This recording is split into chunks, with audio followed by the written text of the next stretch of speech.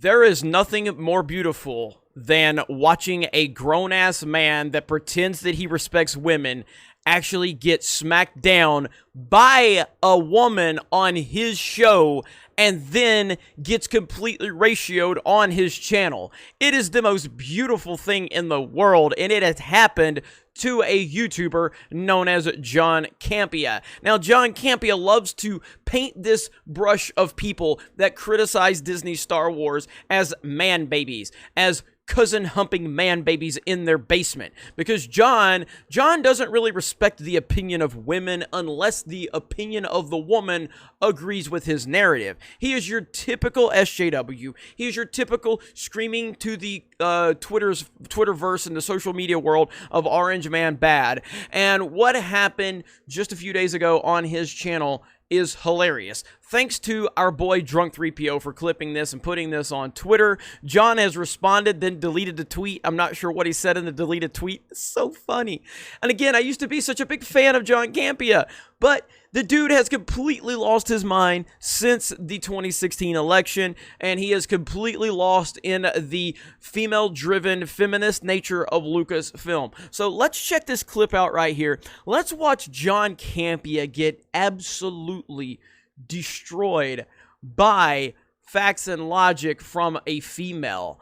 Oh my goodness, this is so beautiful. Listen, I can already hear the man babies crying about, why is it female-centric? There's an agenda. Listen, let's just put that to bed and not touch on this again, shall we? Listen, they've already got 3 other series coming that are all male lead, okay? That means right now, if this comes out and it's only 4 shows, that's 75% of their male lead. They got one that's going to happen to be a female lead one. Deal with it and just move on. So can we move on from that? Thank you. You're going to be a little surprised about what I have to say, though. Okay. I really, really loathe the descriptor of female-led. Because here's why. I love the idea of a predominantly female cast. I think it's fantastic. But my problem is, why are you only releasing the fact that it's a female-centric show? Oh, and they're going to be doing some kung fu or whatever. Like, why say that? Like, can you read me the headline again? Except take out female-centric and just put male-centric. Let me see. Sorry, here. you weren't planning on going back to that. Yeah, I wasn't planning on going back to that shot. Oh, I wasn't planning on going back to it. So bad for me to click a button. So tough for John Campea to click a button.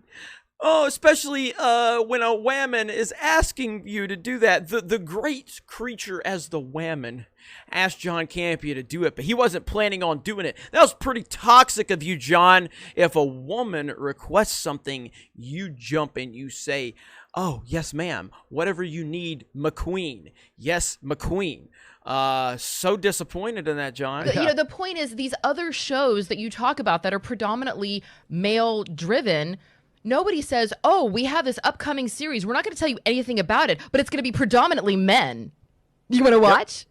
Like, that's exactly what it's saying. And like, for me, yes, I want to see shows with more women, obviously.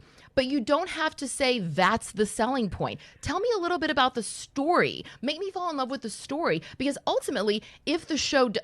ultimately, I'm going to finish that thought. Ultimately, if the show does fail, then it looks like it failed because it was female-centric, not because of a million other factors that it could have failed by. And also, when the first news of it is female-centric, I know that there's a lot of people, not just men, but also some women named Karen, who also are just going to be like, all right, I'm not interested in that. I'm tuning that out.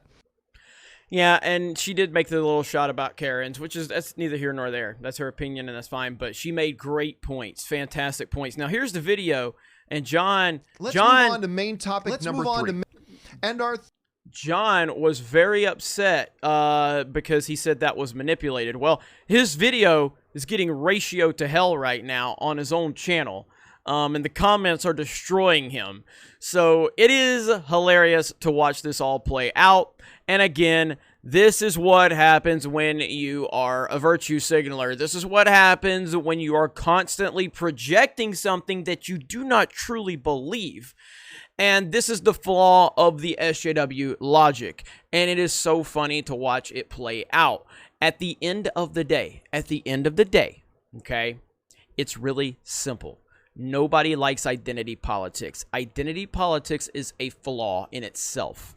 So when you start introducing any identity politics, whether it's female-centric, whether it's male-centric, whether it's white-centric, black-centric, you have already lost the battle. So the moment you start defending that, you're going to lose by common sense. And Aaron had common sense. Aaron spoke about it perfectly in the respect of going, why does it have to be mentioned as female-centric? Then John tried to go back to the article and defend it and say, well, Lucasfilm didn't say. It came from somewhere. The information came from somewhere, John. You know this. What was that, Variety? One of the biggest sites in Hollywood? Of course Variety has good sources, John. So yeah, it came from somewhere, and it came from Lucasfilm. The information came from somewhere. So anyway, the point is, this is hilarious. I love watching a person that is constantly projecting get destroyed right in front of everybody on his own channel. It is beautiful. It was poetic justice. Fantastic movie with Janet Jackson and Tupac. But anyway, poetic justice playing out right there on the John Campea show on his channel. And again, I love how he takes shots saying it's just a man babies. And then his co-host, who's a woman, says exactly what he claims. It's all man babies. The reality of it is there are a lot of people, men, women, black, white, different races, different genders, different religions, different beliefs, different whatever, different political ideology that feel the same way about what Lucasfilm is doing. And you continue to act like those people don't exist. The same people that you claim need to be represented. They need respect.